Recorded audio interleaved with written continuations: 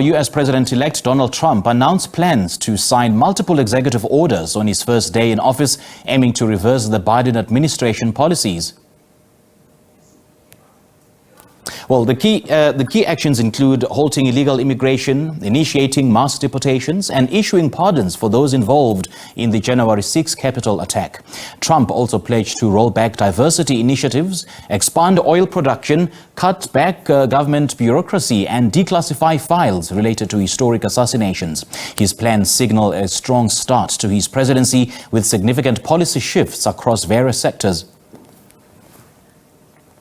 For more on this, let's now cross to SABC News correspondent Nick Harper, who joins us live from Washington, D.C. to give us the very latest on preparations of the Inauguration Day. A very good afternoon to you, Nick. Thank you so much for joining us. I know it's still very early on your side, as it is about 7 a.m. But as we approach the inauguration, what's the general sentiment in Washington, D.C. regarding President Trump's promises to usher in a new era of prosperity? Yeah, good afternoon. Still very early and very cold here in Washington, D.C. today for Inauguration Day, but already plenty of activity. When I was out on the metro system very early this morning, I saw lots of Trump supporters all heading towards the arena where Donald Trump will be speaking later on this afternoon, just hours after he is officially sworn in as president. And it is likely to be a busy day for him. We're now about 4 hours away from him being sworn in as president, and then he'll give his inaugural address. But remember, both of those things are taking place indoors this year, which is a change in proceedings. Normally it's outside on the steps of the US Capitol, but the freezing temperatures today means that it's been moved indoors. The last time that happened was 20 years ago for Ronald Reagan's second inauguration back in 1985. And Donald Trump is likely to hit the ground running. We're told that he will be signing a flurry of executive orders, potentially minutes after he is sworn in.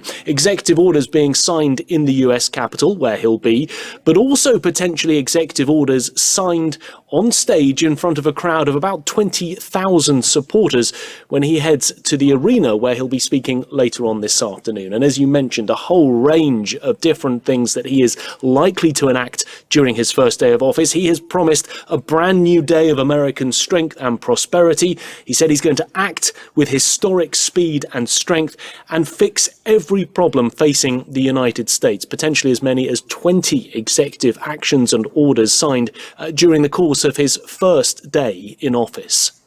And we certainly can expect a flurry or maybe an overhaul of some of the policies that have been in place. But what are some of the key policies that President Trump has outlined during his campaign that are expected to shape his vision for economic growth and American prosperity?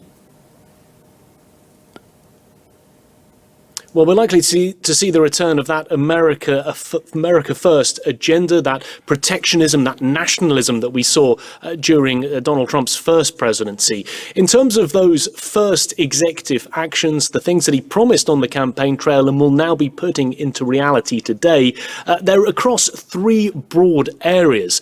The first being all to do with energy. We're likely to see him withdrawing from the Paris climate change agreement, rolling back Biden administration climate change policies and increasing oil and gas drilling across the United States. The second area is government reform, slashing spending in key areas. And the third is all about immigration, something he campaigned heavily on. We're likely to see him announcing a national emergency at the border, sending US military to the border as well, and designating cartels as foreign terrorist organizations. And all of that will likely also see what he's promised, the largest mass deportation of illegal immigrants in US history. So plenty for him to get his teeth into on his first day in office. Those executive orders, because there are so many, could spin into Tuesday as well, which would be his first full day in the White House. And dare I say, those promises sound very, very ambitious on paper. But how are the experts and political analysts assessing the feasibility of Trump's economic plans? Are they perhaps viewed as realistic, or do they face significant challenges? Well, he's told American voters part of his campaigning was to try and reduce the cost of living. But I think we're likely to see a range of challenges from legal experts, from humanity groups out there, especially on things like immigration. There are around, it's thought, 11 million legal immigrants living in the US. And there has been concern what it would mean if all of them were to be deported. That would significantly impact the US economy to the tunes of billions and billions of dollars. So we're likely to see significant concern, significant worry, but also legal challenges if he moves ahead with many of the promises that he said he is going to enact. And in terms of the inauguration ceremony itself, what symbolism do you anticipate from Trump's team to sort of reflect his campaign message of a new prosperous era for America? Well, he said that his inaugural address is going to be rather different to what we've seen in the past. It will look at unity, strength and fairness, which would be very different to his inaugural address 8 years ago in 2017 when he spoke about American carnage. This time around, there seems to be, at least the thinking is from what he's previewed, this idea of unity, trying to pull the country together around those key themes. He had 77 million people vote for him, but bear in mind about half of the country is very much against a second Trump presidency. So there is perhaps that promise of unity, but it'll be interesting to see through his words and actions during his first day in office if he's able to swing any of those Democratic voters to his side. It seems very unlikely, and those divisions that we've seen over many years here in the United States are only likely to persist with the incoming president, Donald Trump. And, you know, Nick, no doubt the United States is a key player in international politics, more so because his inauguration comes just a day after the signing of that all-important ceasefire between Israel and Hamas. So how are international leaders and foreign governments reacting to Trump's promises of economic change and his, quote, America First approach? Are there any concerns about how this may impact global trade and relations? Well, it's interesting, yeah, just in terms of that ceasefire specifically, of course, Donald Trump has been claiming the credit for that. He's saying that that ceasefire deal, even though he isn't yet president, he said it wouldn't have happened if it wasn't for the fact that he had won the US election in November and people in the Middle East saw that he was coming into office. He said that that fact that he would be the incoming US president really pushed both Israel and Hamas to the negotiating table. Of course, the Biden administration, who's been working on this peace deal for months and months, say it all comes down to the hard work that they put in.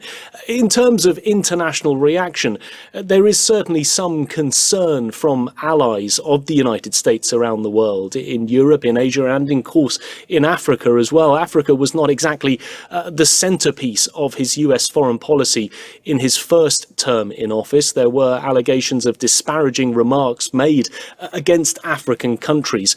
And I think there is that concern with Donald Trump espousing very much that protectionist policy, with the potential of introducing a whole range of tariffs against a multitude of countries around the world. There is that concern as foreign leaders look towards the United States that perhaps we are entering a new era where Donald Trump, as he did before in his first 4 years, will be looking out for America first as opposed to other international allies. And one of those allies that's likely to feel the brunt of his second term in office is Ukraine. Remember that the Biden administration has been sending millions of dollars to Ukraine to aid it in its fight against Russia. Donald Trump has already promised to end that military aid, but also to end the conflict.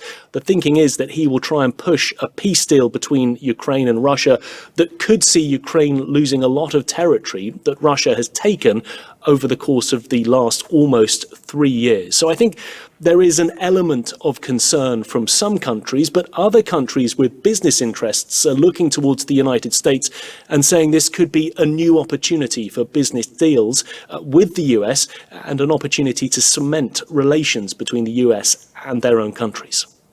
All right, Nick, great chatting to you. Thank you so much for your update. SABC News correspondent Nick Harper speaking to us live from Washington, D.C., just hours ahead of President-elect Donald Trump's inauguration.